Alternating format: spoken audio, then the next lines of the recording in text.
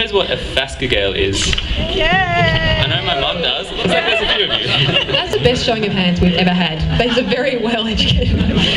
So you're all very environmentally aware, obviously, but I'll just tell the rest of you what a Phascogale is and a little story about them. So the last tune in this set is called the Phascogale in the Freezer. It's not a good place. So a Phascogale is a small fairy marsupial. It's about the size of a large rat with a black fluffy tail. This is the brush-tailed Phascogale specifically we're talking about. So the Latin for that is the Phascogale tupoatafa. It's also known as the common wambenga or something like that, or the tuan, T-U-A-N. And they occur around the area I grew up in, central Victoria. And one day my parents found a dead one on their lawn, and they put it in the freezer for safekeeping so they could pass it on to a land care person or something in the future.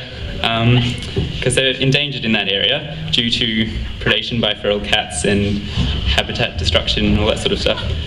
But we think this one may have died. We think it was a male. And there's a little story to this.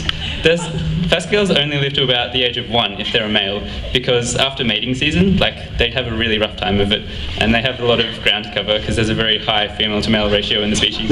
So they just kind of drop dead after a year, the poor buggers. And we think that's what happened to this guy. So that's the Phascogale in the freezer. The tune before that, so that was one of my compositions. The tune before that in the set is Hillary's, so the second tune. And that's called the Ranga Princess, Ranga meaning redhead, like myself.